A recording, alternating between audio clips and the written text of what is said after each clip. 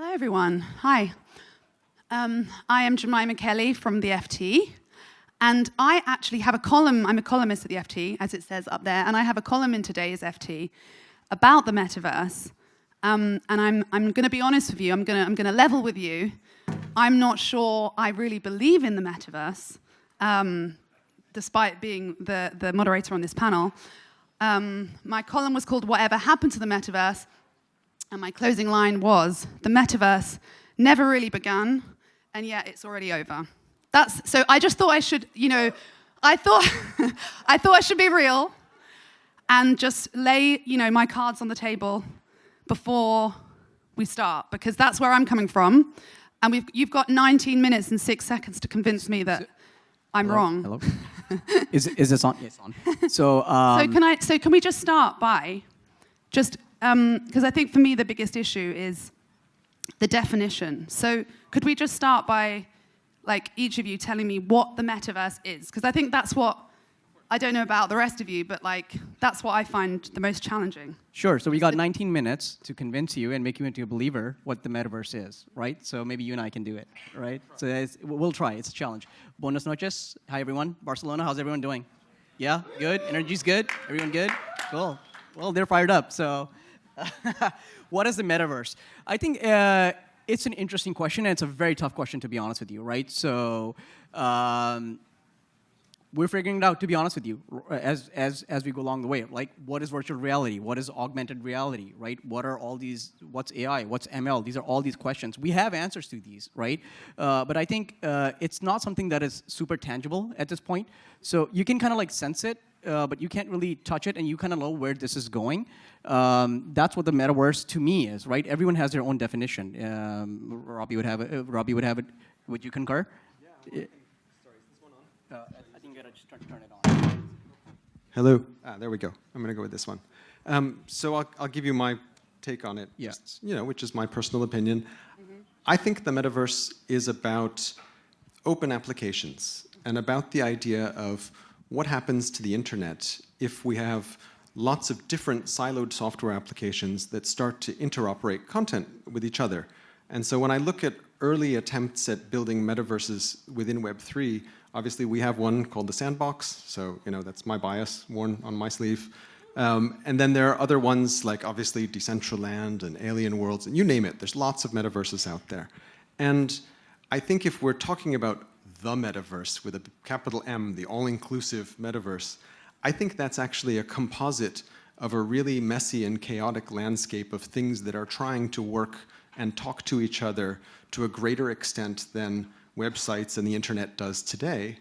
And it will largely occur in 3 dimensions. So that's also going to be kind of an evolution of where we are at the moment. Because the idea behind it, in my mind, is that if you have digital stuff that you own, and now, we like to use blockchain to try to provide proof of ownership, whether it's in the form of NFTs, so we make games and we make playable NFTs as content inside games, and if you own that stuff, I think you want to be able to take that stuff with you from place to place. And if you can do that, then in my mind, you no longer just have games, but you have a metaverse-like experience because all of it is connected, even if it's imperfect and messy. And so I think the important distinction is not to confuse the idea of the interconnectedness of it with the way you access it. So I think one thing that Meta has spent a long time on is promoting the idea that VR defines the metaverse, but in my opinion, that's just a way to access it, because the metaverse is content, and you can access it through VR, through your phone, through a desktop, many different ways. And people will enjoy different experiences based on their own way of accessing it, just like you may enjoy a film on your phone or on your television or in a movie theater, but it's just a different way of accessing content. So I don't know that you can define it very specifically, because it's not just one thing. Just the way you can't really, I wouldn't say you can define the internet, because it's a tool upon which people create lots of messy stuff that talks to each other. I think you probably could define the internet. I think the internet is easier to define. And so you've said that it was something that you can sense, that you can touch, and you've said that it's not definable. So is the answer that we just can't define it? Because when we were on the phone a couple of days ago, and actually this is something that I quoted in my column, you said that there wasn't really any difference between the metaverse and Web3, and that's, I think, Correct. one of... Correct? That's correct. Correct. Yeah, Yes. Yeah. Because So, what I'm okay. talking about is the interoperability of content between previously siloed software applications. So in my mind, the aggregate of those software applications that interoperate would be the metaverse. So why are we calling it the metaverse? Is that not just, for me, that's proof, if I'm being honest, that this is just another buzzword? Because we were calling it Web3, why are we suddenly calling it the metaverse? Why do we need another name for it? So, I mean, if you go back in history, when DARPA launched the internet, what was it? It was a protocol, right? It was just for two entities to communicate, right? Sending data back and forth. So why did we call it the internet? I guess that's the question. So you go. We didn't keep calling it different things, did we? It was like. So I think to maybe, if you want to put a fine point on it, I think when people use the term metaverse, they're thinking more about the UI. And they're thinking about the three-dimensional aspect that most people assume is part of the metaverse. Whereas when people think of Web3, they think of early use cases for Web3, which were largely text-based. If you go and use Uniswap to exchange cryptocurrency, that's a Web3 application, but it's not necessarily the metaverse. So they're overlapping circles, but they're not exactly I one and don't the think same. I'm completely understanding, but we'll move on, because otherwise we'll spend the whole time kind of discussing that. Here's one question. We're obviously at a blockchain conference, but does the metaverse need the blockchain? Like, are those two things one and the same? Like, Yeah, I think yes, absolutely. You need protocols, you need layer 1s, layer 2s, and there's no way to mint NFTs without the ability of the technology, right? So it's kind of like the chicken or the egg problem, what comes first. But absolutely, yes, you need the blockchain to have the metaverse. to me, it doesn't feel like a chicken and egg problem. It feels like the metaverse, how I think most people have understood it, to be honest, is that it's a kind of virtual world in which you can, a kind of another layer of the internet that creates this kind of 3D immersive virtual world, a mix of VR and AR. You don't need NFTs for it, really, to be honest. You might have digital property, which you might choose to do with an NFT or not. But the idea that it needs to run on the blockchain or that you need blockchain-based stuff, genuinely, can you explain that? Because I'm not getting it. So I think that the important part is the interoperability piece. Okay. And the best tech that we have currently to provide that would be the blockchain. So what you're describing to me sounds like what, from a gaming perspective, I would call a VR game. Because it exists it's a single environment, all the content exists within that environment, within what the developer has created, and that's it. It's a world. And there are lots of great games out there, both VR and non-VR, but those are what I would classify as being Web 2 games because they're not designed in a way to talk to other games, for you to bring objects from those games into other games. And I think that interoperability piece is where blockchain allows us the potential to actually do that. So Tim Berners-Lee, the great Tim Berners-Lee, the inventor of the web, he talks about Web 3.0, but he says that Web 3 is a bit of a nonsense, I think. And one of the reasons that he says this is that I think the idea that your data should be held on a public database, on a blockchain, is wrong. And you want it to be private.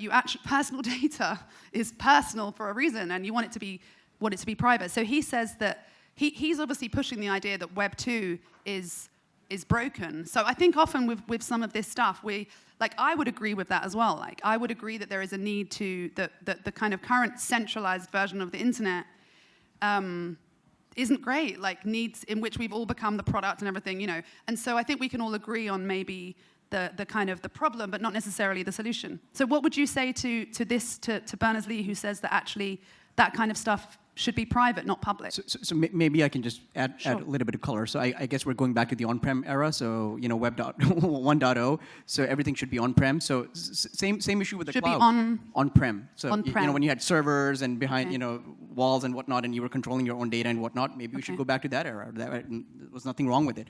Cloud came and cloud changed that. So you gave access of your data, your personal data, your company data, enterprise data, what may have you, to providers like AWS, GCP Cloud, Google Cloud, and so forth. That's basically Web 2, right? So they're the ones who are holding the keys to the kingdom, and they have that data. Now, there's a huge conversation, at least where I'm from the Valley, that that's BS. It shouldn't be that way, right? So there should be decentralization around that. And one Berners-Lee is not one of those. Sure, but I'm kind of like getting towards that evolution. So that's the conversation that we're having. So giving too much data and control to one entity is just not okay. So that's an ongoing conversation. I respect his views. I know where he comes from. For us, right, that's just the next frontier for us. That's what Web3 is. It's decentralization of the data. We say that, hey, I don't want to give in my entire control of my company data to a company like Amazon, for example, Google, whatever, what may have you. And there needs to be better solutions, better technology. It's just the next level of infrastructure. What Robby was just talking about, that doing the AR, VR stuff, or the VR stuff in gaming especially, it's just not possible without that infrastructure. That infrastructure is blockchain. So that's just the fundamental how technology is moving, and it's just the technology. He wouldn't agree, and he's quite a, I've got quite a lot of respect. I think probably most people do. He doesn't agree with that. So what about that point about data needing to be private? Do you want to speak? I think that the idea of using a public ledger for proof of ownership or authenticity is not mutually exclusive from privacy, though. I think actually one of the key sort of foundational ideas of why people want a decentralized ownership scheme using blockchain is to have better privacy, because they have concerns about privacy. So I don't think those two things are mutually exclusive. I think everybody here wants more privacy. So why not store it on a private system then, on a private ledger? Because the idea of having it public is to know that it can be trusted. And that way that other people can't modify your data, whether it's a centralized authority or a bad actor, because that information is written to a permanent ledger. That's the basic idea.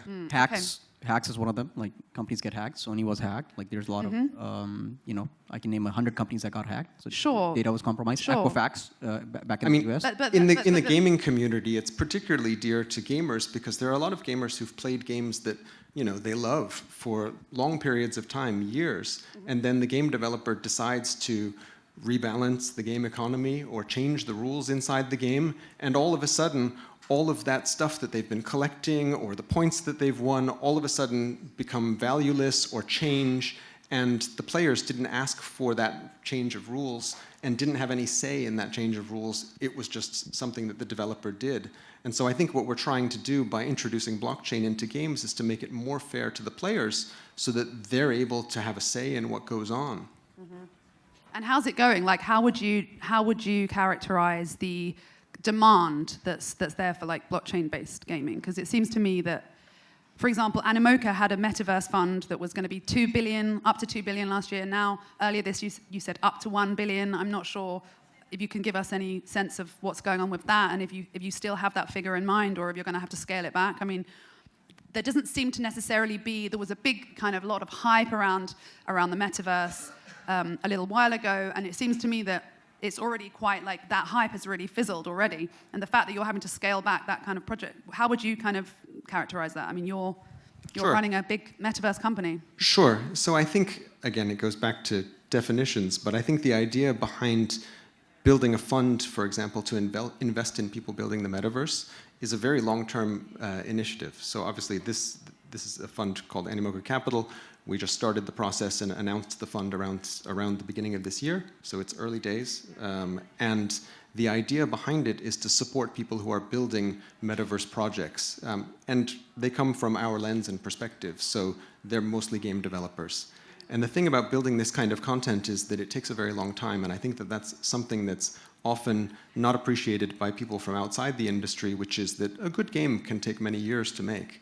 And so I think when you see the games in Web3 that are the most popular today, most of them began development in 2017, 2018. I mean, our Sandbox product, for example, which is our most mature product, we started development in 2017. And so it takes a long time to make great games, particularly when you're using new technologies where you have to really kind of innovate and problem solve, because nobody's ever made games with these kind of tools before. But if we take out the blockchain element from it, so just like the Web3 definition that I would say, Mark Zuckerberg might use, or the consensus, let's be honest, I think the consensus outside of maybe this room or outside of you guys is that the metaverse is more about the kind of immersive 3D internet than the blockchain, right? If if you take that out, I mean, in the column that I wrote today, actually, I'd spoken to someone who was talking about he'd bought one of these MetaQuest Pro headsets that was like £1,500, and he's used it 3 times. And he was saying to me that, like, there's been so many attempts to create these kind of immersive games, and there's just not the demand there. That's why I'm asking. And it's like, if you think about, a while ago, everyone thought that 3D movies were going to be like the big thing, and like, who watches 3D movies? You know what I mean? It's like no one actually wants it. So that's why I'm just asking, is the demand there? So, what would you say? So if you define the metaverse as VR games, I agree with you. I wouldn't invest in it either. So what is it then? If it's, this is why it's really tricky to understand. That's why I said because I thought that it was an immersive 3D experience. So I'm asking about the demand that there is for that. But you're saying it's not an immersive 3D experience. I don't think it's VR. Okay. But Immersive I think 3D, that a desktop game, if you've ever played a AAA desktop game, it's 3D and it's immersive and you get very engaged in it. So I would call that an immersive 3D experience. But I don't think it's necessarily VR. I think some metaverse experiences will be VR, but that doesn't define it. And how is the demand looking for that? For VR? No, for an immersive experience. Oh, I mean, 3D MMOs are some of the biggest games in the world. So, are they? Yeah. Okay. Okay, sorry. I mean, that's okay. Like, I'm not a gamer, so. For us, the community is 35,000 strong and growing pretty much. But 35,000 is, you know. I mean, for a Web3 AAA rated game, I mean, it's. But that's what I'm saying. For a Web3 game, so that's not exactly taking the kind of gaming world by storm, is it? 35,000 players is. You know. Although you have to keep in mind that you need to rethink what metrics you're considering to look at, because audience size is very important in Web 2 because the monetization is so bad. So when you only make money from 2% of the users who pay and the rest are free, and they're only paying you 5-6 cents a month, you need hundreds of millions of users in your user acquisition funnel in order to make, you know, any decent revenue. Whereas if you have a game that has a relatively small audience but monetizes at a high rate, then, you know, it's a very different proposition. I thought that the whole point of the new world was that you don't monetize. It's the users who like get their own money. You're now saying it's even more profitable. That's kind of. What I'm saying is that the revenues of the game are enough to support the developer actually wanting to make the game, because it has to be a commercial enterprise. But if you look at, for example, EVE Online, which is, you know, arguably the most successful game of all time. Very few games have lasted for 20 years of continuous operation. It has 150,000 users. But most people would scoff at the idea of 150,000 users in a game because they're used to casual, free-to-play economics where you need to have tens of millions of users. Robby, maybe a new angle, the GameFi angle, where users can actually play to earn. So that's something new that we didn't have in Web 2. I would. We've got 22 seconds left. Can I just ask both of you? What will be the biggest impact of, like, you know, the title of the panel? What will be on kind of society? We're talking about gaming. Do we need to just think a bit smaller? Is it going to impact society as a whole in a big way? I don't think this is going to impact the entire society as a whole. You know, it's just a way for us to evolve as people and actually have more options to be more immersive. Like Facebook changed the way we communicated, right? And how we connected with peers all around the world and have these conversations and so forth. Same thing with messaging apps, WhatsApp and Telegram and so forth and whatnot. This is just another evolutionary aspect of what the metaverse brings to the table. It's just a new way of connecting it. Like, forget about the baby boomers, forget about the Gen Zs and so forth. The next generations that are coming up, that's how they're going to communicate and that's how they know. Okay, all right. Well, thank you so much. And thank you very much. Have a nice. Thank you, guys. Thanks.